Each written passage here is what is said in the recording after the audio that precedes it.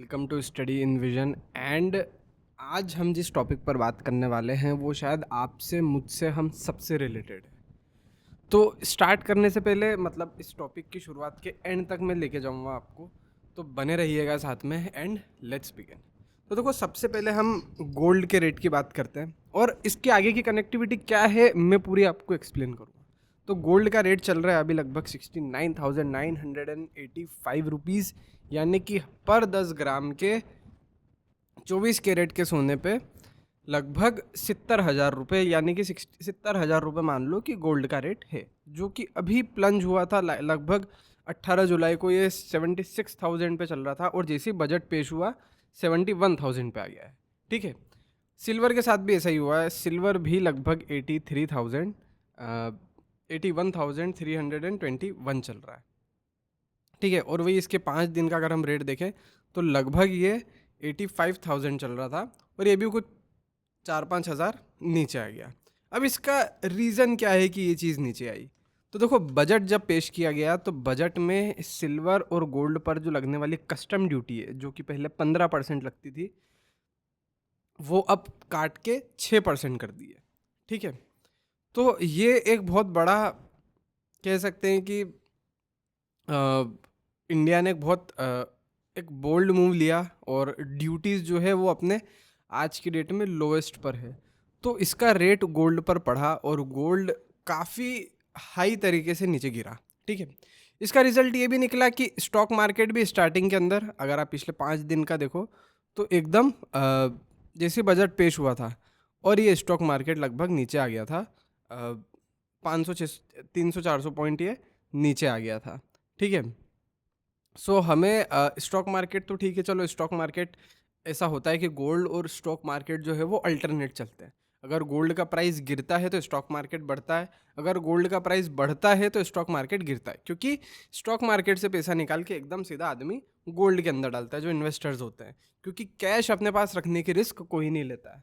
और मतलब जो कि बड़ा आदमी है या फिर जो हज़ारों करोड़ों रुपए लेके बैठा है, तो भाई करेंसी एक्सचेंज वगैरह में उसकी वेल्थ एकदम नीचे आ जाएगी। तो कैश कोई नहीं रखता अपने पास में, गोल्ड सिल्वर खरीद लेते हैं या फिर वो स्टॉक स्टॉक में पैसा लगा देते हैं।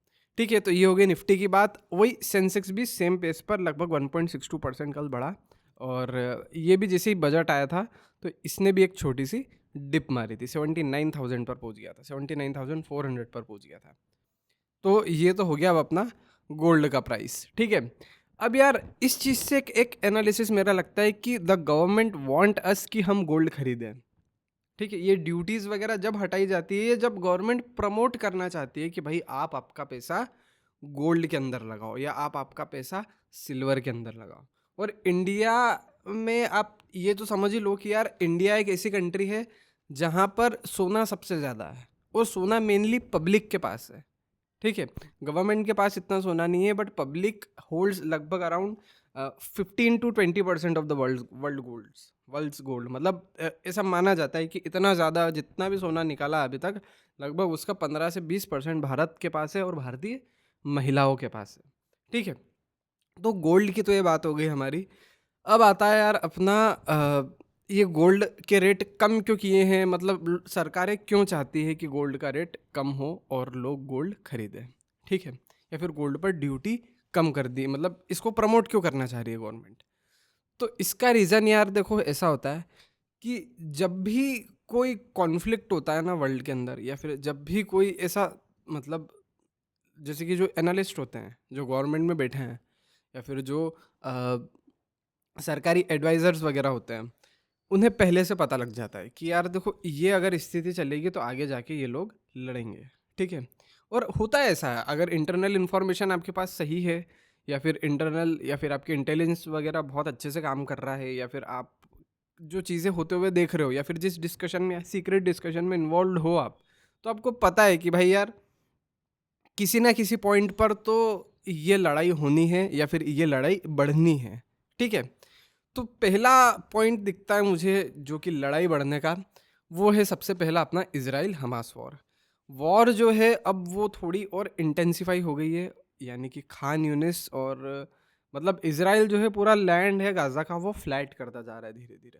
ठीक है, इंफ्रास्ट्रक्चर वगैरह सब तोड़ ताड़ के और लैंड जो है धीरे-धीरे वो क्लियर करता जा रहा है, ताकि वो टनल वगैरह-वगैरह सब मतलब जो भी खोद के वो बैठे हैं और जिस तरीके से हमास लड़ रहा है, उसको क्लियर करता जा रहा है। ठीक है, तो इज़राइल गाज़ा वॉर एक मेजर कह सकते हैं कि अभी बैटल है वो एक इंटेंसिफ़ाई हो रहा है। दूसरे एंड पर हम देखते हैं रशिया यूक्रेन वॉर। ठीक है, तो रशिया यूक्रेन वॉर में अब आप एक पॉइंट देखोगे कि यार बैटल थोड़ा बहुत मतलब कहीं-कहीं सुनोगे कि यार अब ठीक है इतना ट्रेंड में नहीं है चीज़, कोई वो नहीं है।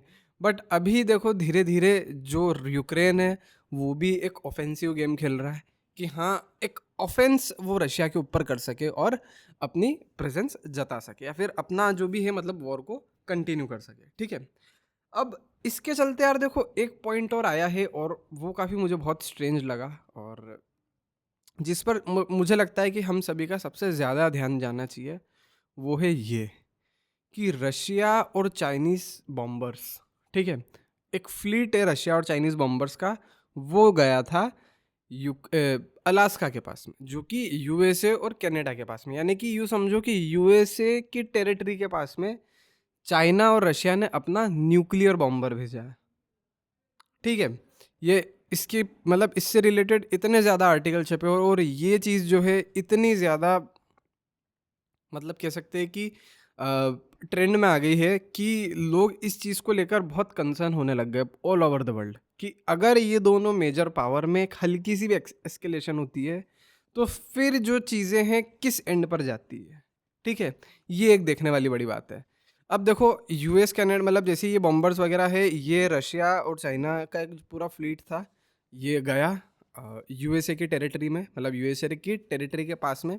और रशिया और यूएस और कनाडा के फाइटर जेट से उन्होंने इसको इंटरसेप्ट करने की कोशिश करी। मतलब इंटरसेप्ट तो नहीं कह सकते, मतलब दूर खदेड़ने की कोशिश करी। ये जैसे नियर गए, नियर यूनाइटेड स्टेट्स पे पेट्रोलिंग करने गए और जो फाइटर जेट्स है वो भी वहाँ पर आ गए थे। तो एक टाइप से ये कह सकते हैं कि एक दूर का कन्फ्रंटेशन इनके बीच में हुआ और ये मतलब उसकी यूएस की अलास्का की बॉर्डर के पास से वापस से फाइटर जेट्स आ गए। तो देखो यार बहुत बार होता ये है कि जो कंट्रीज़ है ना?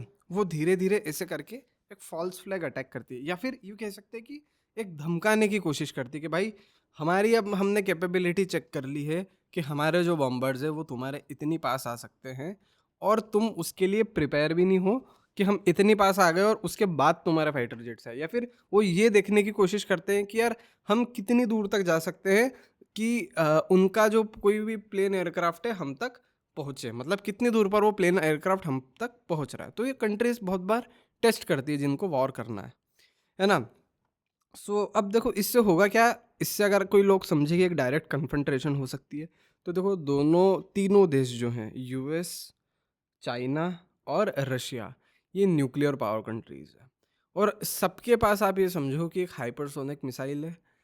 चाहे वो आप रशिया ले लो, चाहे वो चाइना ले लो, चाहे आप वो यूनाइटेड स्टेट्स ले लो। तो डायरेक्ट वॉरफेयर तो इनके बीच में एक full intensify like next to impossible है। ये बड़ी पावर्स कभी साथ में नहीं लड़ेगी, मतलब कभी एक दूसरे से नहीं लड़ सकेंगी। तो बच क्या जाती है ये चीज़? बच जाती है ये चीज़ कि अब यूएसए का जो ध्यान है, यूएसए का ध्यान अब इस पॉइंट पर ज़्यादा आएगा कि भाई आज मेरी टेरिटरी के पास में आके मुझे धमकाने गए हैं। तो अब यूएसए जो है वो ये जो पूरा एरिया है पैसिफिक फ्रंट वाला, इंडो पैसिफिक वाला, इस पर ज़्यादा ध्यान देने लगेगा। ठीक है? तो आप इस चीज़ से देखो कि यार अब वॉर जो है मतलब कॉन्फ्लिक्ट्स जो हैं वो पूरे इंटेंसिफाई हो रहे हैं, चाहे वो रशिया यूक्रेन का, चाहे वो इजराइल और हमास का, और चाहे वो आप ये भी कह सकते हो कि चाइना ताइवान भी इन फ्यूचर हम देख सकते हैं या फिर हम अ, कोई भी और दूसरा एंड पॉइंट मतलब निकल सकता है।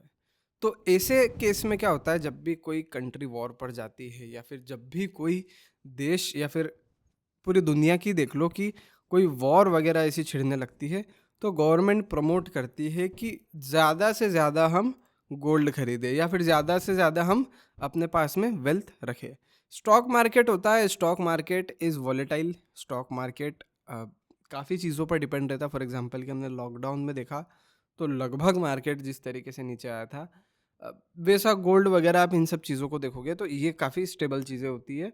ये इतनी या फिर इस इंटेंसिटी से कभी नीचे नहीं आती है। ठीक है? So that's all for now. और अब आगे देखते हैं कि यार क्या डिसीजन होते हैं। और क्योंकि मुझे ये जैसे ड्यूटी कम करने वाला डिसीजन लगा, ये इस तरीके का लगा कि गोल्ड जो है गवर्नमेंट चाहती है कि हम लोग खरीदें, मतलब गोल्ड को गवर्नमेंट प्रमोट कर रही है। सो अब देखना ये है कि ये जो डिसीजन है या फिर अ, ये मतलब ये ड्यूटी कम करने वाला काम है, ये किस चीज़ की ओर इंडिकेशन कर रहा है। ठीक है। Okay, so that's all for now, thank you very much.